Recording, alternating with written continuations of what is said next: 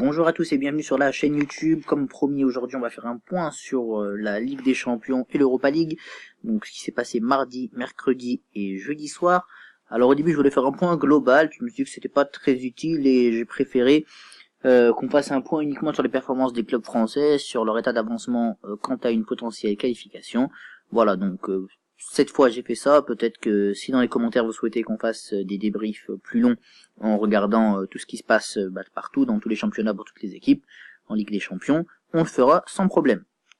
Donc sans plus attendre, on va commencer par le Paris Saint-Germain. Le Paris Saint-Germain donc qui est déjà qualifié, il était dans le groupe, je le rappelle, donc il y avait Paris, Bayern, Celtic et Anderlecht. Ils ont gagné cette semaine là contre Anderlecht avec notamment un triplé de Kurzawa. Donc ça c'est bien pour eux. Ils se sont imposés, ils ont gagné tout le monde là pour l'instant dans leur groupe. Il leur reste plus que un match du coup à jouer. Non pardon, il leur reste deux matchs à jouer. Ils ont joué 4, il en reste encore deux. Donc le retour contre le Bayern et le retour contre le Celtic. Donc pour le moment voilà, ils sont assurés d'être qualifiés, c'est certain. Par contre ils sont pas assurés d'être promus puisque le Bayern est à 9 points. Donc si le Bayern s'impose face à Paris, eh bien peut-être qu'ils pourront leur passer devant. Il faudrait que Paris fasse un faux pas face bien l'autre adversaire qui est le Celtic, ou alors que le Bayern mette des claques et que Paris marque peu de buts, puisque là au niveau de la différence de buts, on est à 17 pour le Paris Saint-Germain et 8 pour le Bayern Munich. Donc il y a quand même 9 buts d'écart entre les deux équipes. Mais Paris est globalement bien lancé, donc ça c'est une bonne chose pour le foot français, je dirais, parce que ça veut dire que le Paris Saint-Germain va permettre à la France d'avoir des points supplémentaires pour l'indice UEFA, et je pense que Paris, là en finissant premier, peut avoir des adversaires à sa mesure, et espérer se qualifier pour les quarts de finale, même si attention, on le rappelle, mais là pour le moment, si on regarde les choses, alors je dis que je parlais uniquement du foot français, mais je mets aussi les choses en avant, si Paris finit même premier, ils peuvent affronter quand même des équipes qui semblent finir deuxième, à savoir pour le moment il y a le Real Madrid qui est dangereux et qui semble finir deuxième. Il y aura également la Juventus de Turin qui est dangereuse et qui semble finir deuxième. Il y a aussi le FC Séville, même si c'est pas encore sûr, mais pour le moment en tout cas c'est comme ça que ça se goupille. Donc il y a quand même des équipes, donc le FC Séville. Moi je vois bien le FC Séville parce que ça pourrait être un clin d'œil à l'histoire avec Unai Emery. Et je pense que jouer le FC Séville, s'il se qualifie, et éventuellement ça pourrait être un déclencheur pour Unai Emery au Paris Saint-Germain pour qu'il puisse imprimer sa patte sur l'équipe, parce que malheureusement depuis le temps qu'il est là, il n'a pas encore pu imprimer sa patte. Voilà, donc c'est tout pour le Paris Saint-Germain. Maintenant on va passer à l'équipe suivante, donc on va continuer sur la Ligue des Champions, ça va être l'équipe de Monaco. Voilà, ici donc le logo de Monaco qui est complètement mangé, je suis désolé, je sais pas pourquoi je l'ai récupéré comme ça, enfin bon peu importe, on le reconnaît, c'est l'essentiel. L'AS Monaco qui était donc dans le groupe de Beşiktaş, de Porto, de Leipzig et de Monaco forcément. Donc ce groupe où quand on a vu le tirage on s'est dit que c'était un groupe assez homogène et Monaco pouvait potentiellement sortir parce que Beşiktaş voilà ça fait Europa League en général et FC Porto on sait que ça réussit plutôt bien à Monaco, même si bien sûr les supporters monégasques nous diront certainement en commentaire qu'il y a eu le traumatisme de 2004 avec la défaite face au Porto de Mourinho. Et là, Leipzig, on savait pas trop ce que ça valait en Ligue des Champions, puisqu'ils sont arrivés d'un coup en championnat d'Allemagne. Ils ont fait une très bonne saison, et on savait pas trop si les confirmer ou pas. Ils s'en sortent quand même pas mal. Donc, ce qu'il faut voir dans ce groupe-là, c'est que Monaco a malheureusement que 2 points, quand le leader en a 10, donc c'est Beşiktaş qui en a 10, Porto en a 6, Leipzig en a 4, et comme j'ai dit, Monaco en a 2. Alors, est-ce que c'est terminé pour Monaco puisqu'il reste 2 matchs? Non. C'est encore possible, mais Monaco n'a plus son destin entre les mains. C'est ça qu'il faut se dire. Et donc il faudrait que Porto fasse des écarts. C'est-à-dire que si Monaco gagne son prochain match, ils auraient 5 points. 5 points. Et donc déjà il faudrait que Porto perde un match, voilà, pour espérer pour Monaco de se qualifier. Et même si Porto perd un match, en fait il faudrait qu'il fasse une défaite, un nul Porto, pour que Monaco puisse se qualifier. Donc c'est quand même sacrément compliqué, surtout qu'il faudrait que Monaco s'impose 2 fois. Donc ça, c'est quand même quelque chose de très compliqué pour l'AS Monaco, parce qu'en plus en termes de différence de but, ils sont pas bien, non, ils sont à 3 de différence de but, donc ils sont pas bien non plus. Après, il n'y a pas des écarts astronomiques comme ceux du Paris Saint-Germain, mais voilà, Monaco, je pense que malheureusement ils se sont réveillés un peu trop tard, et que du coup ça leur a joué des tours.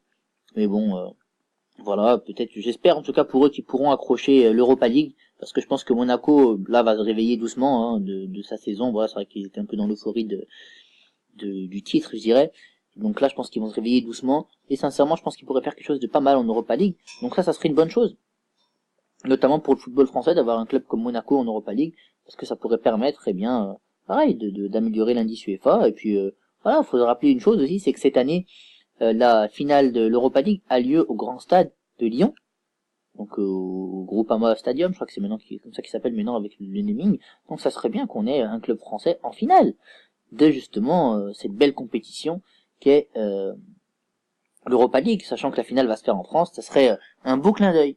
Justement, on parlait d'Europa League, on va passer à l'Europa League tout de suite avec l'Olympique Lyonnais, le représentant là qui arrive à faire briller eh bien la France sur les compétitions européennes. Ils avaient déjà fait une bonne Europa League l'an dernier, ils s'étaient arrêtés en quart de finale si j'ai bonne mémoire, donc c'est déjà quelque chose de pas mal. Et là, ils étaient retrouvés dans un groupe plutôt relevé, je dirais, avec un Italien, l'Atlanta Bergame, donc l'Olympique Lyonnais, un Français, l'Apoel Limassol, une équipe chypriote, et le club d'Everton, qui était quand même un petit peu l'épouvantail du groupe, parce que voilà, Everton, c'est gros club anglais, hein, en général, Everton, ça se bat quand même pour le top 5, pour le top 5 voire Big Four, donc c'est quand même quelque chose d'assez important. Et en plus, il y a le retour de Wayne Rooney. Et là, bah, Lyon, ma foi, réussit très bien dans ce groupe-là, ils sont à égalité et second avec le club de l'Atlanta, pardon. Donc c'est très bien, ils se sont imposés 3-0 face à Everton à domicile, donc au Groupama Stadium.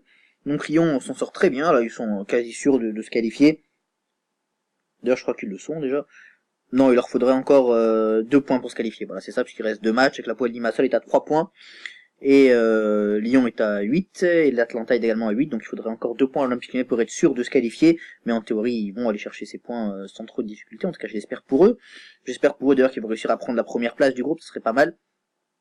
Je pense qu'ils peuvent le faire, hein, puisqu'ils se sont posés 2 fois face à Everton. Allier, voilà, faudra aller chercher un résultat à l'Atlanta et s'imposer à Limassol. Et avec ça, Lyon pourrait finir premier du groupe. Donc c'est une bonne chose. Ça veut dire que voilà, on pourrait avoir un représentant quasi sûr. Voilà, pour le moment, on pourrait avoir au moins un représentant quasi sûr en 16e d'Europa League. Ça serait une très bonne chose. Lyon qui a en plus fait jouer sa jeunesse dorée. Là, on a eu Ousmane Aouar qui a inscrit un magnifique but. On a eu également voilà les recrues qui commencent à se réveiller. Memphis Depay, même s'il est un petit peu en dilettante, a fait quelque chose de pas mal, un bon match. Et il y a Bertrand Traoré. Donc je pense que Lyon peut faire quelque chose. Et puis je pense que l'ambition secrète, mine de rien, de Jean-Michel Aulas, c'est d'aller à cette finale, quoi. Je pense qu'il en rêverait dans son stade, ça lui ferait énormément plaisir et on peut le comprendre et ça ferait plaisir au foot français et à l'indice UEFA français. Moi, je rêve qu'un club français remporte une compétition parce que malheureusement dans le foot français, on a très peu de titres européens majeurs. Hein. Un titre au PSG, un titre à Marseille, une Ligue des Champions au PSG et l'équivalent d'une Europa League à une Ligue des Champions à Marseille, désolé Marseillais, j'ai ripé, et une Europa League à Paris, enfin l'équivalent d'une Europa League. Donc maintenant on va passer au club suivant, c'est le club de Nice. Donc Nice, comme vous le savez, est en Europa League. Donc maintenant on va un petit peu parler de leur groupe, voir où ils en sont. C'est vrai que Nice avait fait un bon départ là pour l'Europa League. Malheureusement, ça s'est un petit peu essoufflé, puisque là donc Nice, pour redire dans le groupe dans lequel ils étaient, c'est avec la Lazio de Rome, donc Nice, Zoute Vergen, un club belge, et Vitesse Arnhem, un club hollandais. Et donc là, c'est vrai que Nice a malheureusement, enfin, si vous voulez, la Lazio de Rome est à 12 points, donc ils ont fait tout ce qu'il fallait, ils ont gagné tous leurs matchs. Nice est à 6 points, mais en fait ils ont perdu 2 fois contre la Lazio de Rome, qu'ils ont affronté là en confrontation aller-retour en l'espace de 15 jours. Donc ça a été difficile pour vous. Et maintenant, il faut se dire que voilà, Nice peut quand même se qualifier. Hein, voilà, chercher des points à Zultvergen et à Vitesse Arnhem, c'est pas impossible pour eux. C'est vrai qu'ils ils ont eu 2 matchs compliqués, donc ils ont perdu des points un peu difficiles. Je suis désolé pour le bruit du téléphone que vous avez entendu, mais je pense que Nice pourrait se qualifier, ça serait bien. En plus, l'équipe produit quand même un bon football. Le club de Nice, ils ont eu un petit coup de moins bien là après un bon début de saison, mais quand même ils se débrouillent bien, donc je pense qu'on va pouvoir se qualifier. Et ça ferait pareil un bon représentant pour le foot français, en tout cas à mon avis. En Europa League, ça pourrait permettre, voilà, moi j'espère qu'on aura le plus de clubs possible, parce que ça voudrait dire qu'on multiplie nos chances de se qualifier, donc je pense que Nice et Lyon sont bien embarqués, même si Nice doit être vigilant. Je pense que Nice et Lyon sont bien embarqués. Enfin, on a le club de l'Olympique de Marseille. Marseille qui vit une période compliquée. On a vu l'épisode Evra. Je n'ai pas fait une vidéo dessus parce que je trouvais que c'était pas très utile. Tout le monde en a parlé. Et puis voilà, moi je suis pas pour m'acharner sur les hommes. Je parle football. J'évite de parler extra sportif. Donc je voulais pas trop en parler. Maintenant, si vous souhaitez que je fasse une vidéo sur éventuellement le cas Evra et que je dise ce que j'en pense, je pourrais éventuellement en parler. Mais vous me dites ça en commentaire si ça vous intéresse. Maintenant, voilà, donc le groupe de l'Olympique de Marseille, pour revenir dessus, donc Salzbourg, l'Olympique de Marseille, Vitesse Guimarães et Kersaspor. Donc c'est un club autrichien, un club français, un club portugais et un club turc, si j'ai bonne mémoire, Kersaspor. Et ce qu'il faut se dire ici, eh bien, c'est que l'Olympique de Marseille, ma foi, est second du groupe, donc pour le moment qualifié. Ils sont voilà 2 points derrière Salzbourg, donc personne ne se détache vraiment dans ce groupe. L'OM peut encore finir en tête. Ils font des matchs assez poussifs, mais ils arrivent à aller chercher des points, donc ça c'est une très bonne chose pour l'Olympique de Marseille. Écoutez, moi j'espère qu'ils vont réussir à se qualifier. C'est vrai que là, ils étaient sur une bonne phase après Paris. Ils ont été s'imposer à Lille.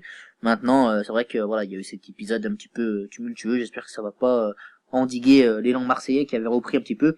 Et ça va pas empêcher l'équipe voilà, d'évoluer en Europa League. J'espère d'ailleurs que l'histoire d'Evra n'apportera pas de sanctions au club à proprement parler, même si le joueur a déjà pris un rouge et qu'il sera dans le 10 novembre face à la commission de l'UEFA. Il risque d'avoir des sanctions, peut-être une suspension, mais j'espère que ça va pas pénaliser le club de Marseille qui mérite pas ça. Voilà, j'espère qu'on va pouvoir avoir le plus possible de représentants en Europe. Donc voilà, mon avis, là, donc là on a Paris qui est déjà qualifié en Ligue des Champions, on le sait, Monaco qui peut se qualifier, mais c'est très compliqué pour eux, puisqu'ils n'ont pas plus leur destin entre les mains, plutôt entre les pieds. On a également donc en Europa League l'Olympique Lyonnais qui est quasiment qualifié, mais il faudrait qu'ils essayent d'aller chercher la première place. Je pense que ça pourrait être pas mal, ils en ont les moyens à mon avis. On a Nice qui voilà ne peut plus finir premier à mon avis, mais qui peut en tout cas se qualifier en second, donc il faut qu'ils s'accrochent les Niçois. Et enfin on a le club de Marseille qui lui peut aller encore chercher la première place, je le dis ouvertement, il reste 2 matchs, ils peuvent aller chercher la première place. Salzbourg peut encore tomber soit à Guimarães, soit face à Marseille, donc ça peut être pas mal pour eux. Voilà les amis, on arrive au terme de cette vidéo, j'espère que ça vous a plu. On a fait un petit peu le tour là de toutes les équipes françaises engagées en Europe. Je vous retrouve rapidement pour une autre vidéo, peut-être une dans le week-end à mon avis, et puis je vous souhaite une bonne journée, salut.